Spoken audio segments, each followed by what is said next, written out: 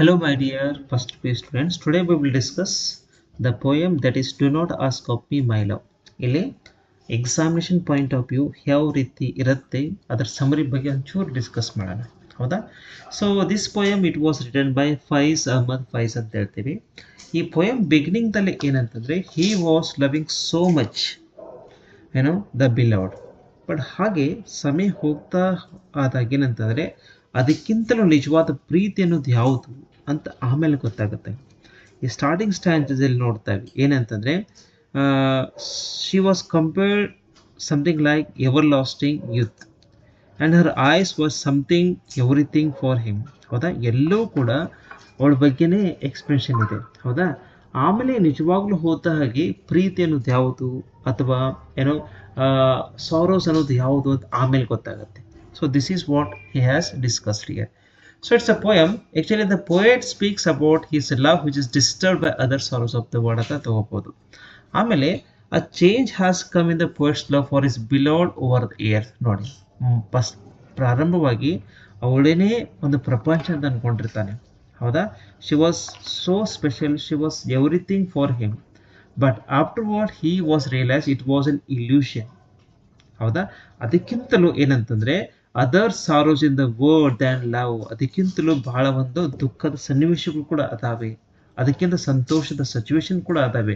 ಅವಳದೇನೇ ಪ್ರಪಂಚ ಅಂತ ಏನು ಅನ್ಕೊಂಡಿದ್ದಲ್ಲ ಅದು ಅವನಿಗೊಂದು ಇಲ್ಯೂಷನ್ ಕಾಡುತ್ತೆ, ಹಾಗಾಗಿ ಕೊಟ್ಟಿದ್ದಾರೆ. ಹಾಗಿದ್ರೆ so he request his beloved not to ask for same romantic. ಏನು ಮುಂಚೆನೇ ಏನು ಒಂದು ಪ್ರೀತಿ ಅವರಲ್ಲಿ ಇರುತ್ತಲ್ಲ ಅದನ್ನೇ ನಾ ಈಗೂ ಕೂಡ ಎಕ್ಸ್ಪೆಕ್ಟ್ ಮಾಡಕ್ಕೆ ಹೋಗಬೇಡ. Because I have to focus on what other sorrows, other pleasures, ಹೌದಾ? ಅದರ ಮೇಲೆ ನಾನು ಫೋಕಸ್ ಮಾಡಬೇಕು ಅಂತ ಹೇಳ್ತಾ ಇದ್ದಾನೆ, ಹೌದಾ? ಎಸ್. ನೆಕ್ಸ್ಟ್ ನೋಡಿ how he has suggested in the next line.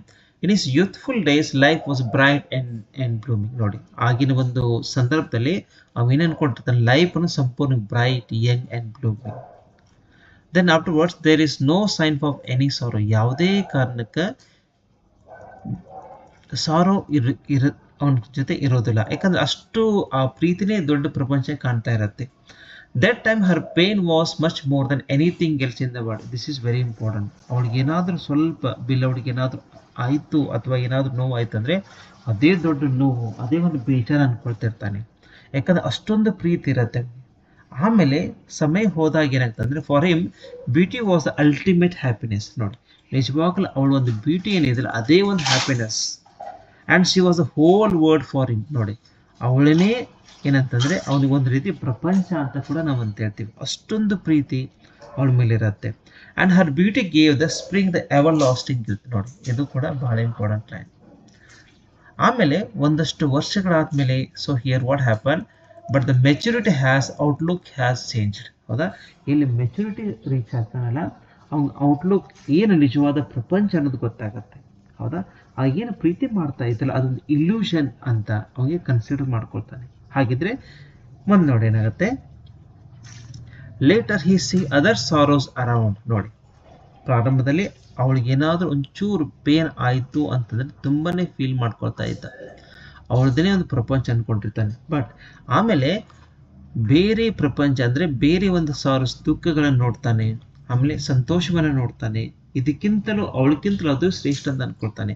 So he realise that one illusion to think she was everything, she alone not the source. ನೋಡಿ, ಪ್ರಾರಂಭಿಕವಾಗಿ ಏನಂತಂದರೆ she was the source of all happiness.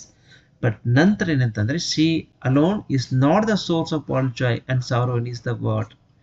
There are so many painful sorrows in this world. ನೋಡಿ, ಇದಕ್ಕಿಂತಲೂ ಕೂಡ ಜಾಸ್ತಿ ದುಃಖಗಳಿರ್ಬೋದು, ನೋವುಗಳಿರ್ಬೋದು, ಸಂತೋಷದ ಕ್ಷಣಗಳು ಕೂಡ ಇರ್ಬೋದು, ಇವನ್ನೆಲ್ಲ ಆಮೇಲೆ ಫೀಲ್ ಮಾಡ್ಕೋತಾನೆ. ಹಾಗಾಗಿ ಯಾಕಂದರೆ ನಿಮಗೊಂದು ಸಣ್ಣ ಸಿಚುವೇಶನ್ ಕೂಡ ಕೊಡ್ತೀನಿ ನಿನಗೆ. ಏನಂತಂದರೆ ಈಗ ಕಳಿಂಗ ಯುದ್ಧ ಬಗ್ಗೆ ನಿಮಗೆ ಗೊತ್ತು, ಹೌದಾ?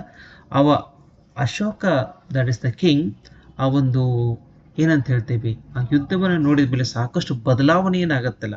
ಯಾಕಂದರೆ ಸೊ ಇಲ್ಲೂ ಕೂಡ ಒಂದು ಸಣ್ಣ ಒಂದು ಮನಸ್ಥಿತಿ ಅವ್ನಿಗೆ ಏನಂತಂದರೆ ಈ ವುಂಡೆಡ್ ಸೋಲ್ಜರ್ಸ್ ಇರ್ಬೋದು, ಹೌದಾ?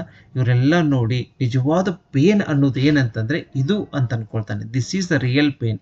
ಈಗ ಒಂದು ವಾರನ ನೋಡಿದಾಗ ಎಷ್ಟೋ ಜನ ಪಾಪ ಅನಾಥರಾಗಿರ್ತಾರೆ, ತನ್ನ ಒಂದು ಮಕ್ಕಳು ಏನು ಪಾಪ ಅನಾಥರು ಕೂಡ ಆಗಿರ್ತಾರೆ ಕೆಲವೊಂದು ಸಂದರ್ಭದಲ್ಲಿ.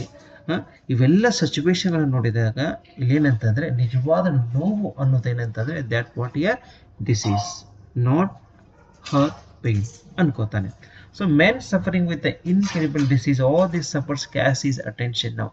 ಹೌದಾ, ಈ ಸೋಲ್ಜರ್ಸ್ ಇರ್ಬೋದು, ಆ ಬ್ಯಾಟಲ್ ಫೀಲ್ಡ್ ವೂಂಡ್ ಆಗಿರ್ತಾರೆ, ಅಥವಾ ಎಷ್ಟೋ ಜನಕ್ಕೆ ಪಾಪ ತೊಂದರೆಗಳಿರ್ತಾರೆ. ಮೆನ್ ಸಫರಿಂಗ್ ವಿತ್ ಇನ್ಕ್ಯೂರೇಬಲ್ ಡಿಸೀಸ್ ಇದೆಲ್ಲ ನೋಡಿದ್ಮೇಲೆ ನಿಜವಾದ ಒಂದು ನೋವು ಅಂತ ಏನು ಹೇಳ್ತೇವಲ್ಲ ಇದು ಅಂತ ಅನ್ಕೊಳ್ತಾನೆ. ಅದಕ್ಕಿಂತ ಮುಂಚೆ ಬೇರೆ ಇತ್ತು, ಈಗ ಆಲ್ಮೋಸ್ಟ್ ಚೇಂಜಸ್ ಆಯಿತು ನನ್ನ ಮೈಂಡಲ್ಲಿ. He gets affected by the harsh realities of mind kind. This very important.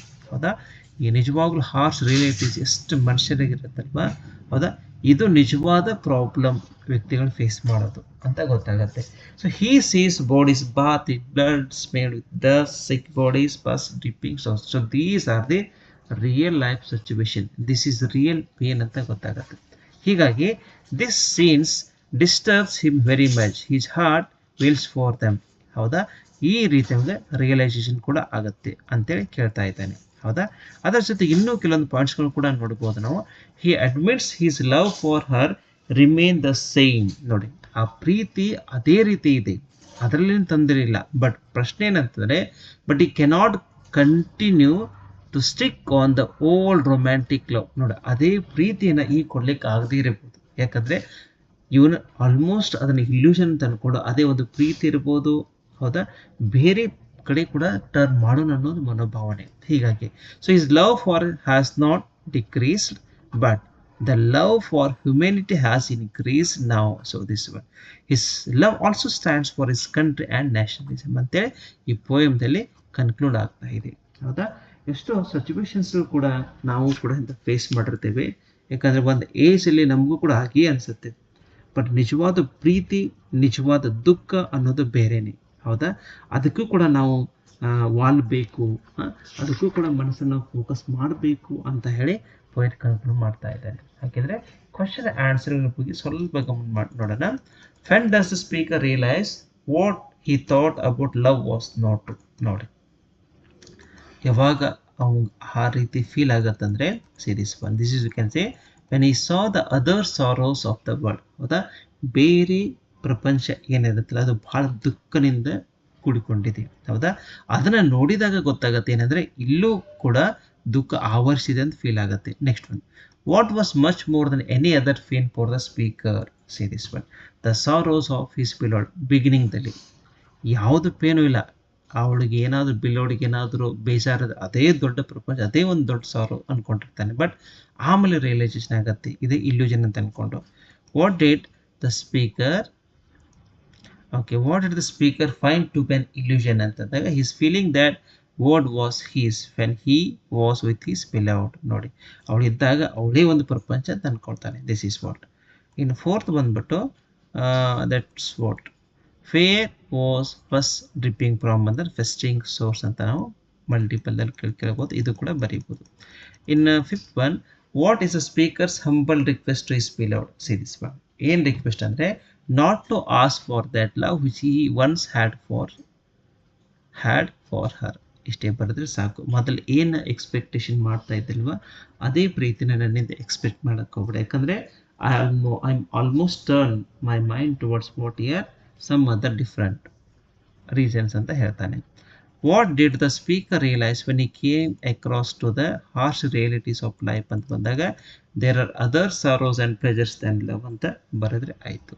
ಇನ್ನು ಆಲ್ಮೋಸ್ಟ್ ಲಾಸ್ಟಿಗೆ ಬಂದುಬಿಟ್ರೆ what social reality disturb the poet ಅಂತಂದಾಗ poverty and hunger, disease and suffering, exploitation and of the poor and beauty and injustice, darkness in human life cause by oppressions ಅಂತ ಬರಿಬೋದು. What the message ಆ ಪೋಯಮ್ದಲ್ಲಿ convey ಮಾಡೋದಂತಂದರೆ love should not be limited to personal relationship. True love includes compassion for humanity ಅಂತ ಬರಿಬೋದು. Social awareness and responsible more important than individual happiness ಅಂತ ಬರೆದ್ರೆ ಆಯಿತು. So these are the very important. ಹೌದಾ, so ಸ್ವಲ್ಪ convey ಮಾಡಲಿಕ್ಕೆ ನಾನು try ಮಾಡಿದ್ದೀನಿ. ಇನ್ನು ನೆಕ್ಸ್ಟ್ ಕ್ಲಾಸಲ್ಲಿ ಬೇರೆ ಚಾಪ್ಟರ್ಸ್ ಕೂಡ ಡಿಸ್ಕಸ್ ಮಾಡಲಿಕ್ಕೆ ಪ್ರಯತ್ನ ಪಡೋಣ. Thank you.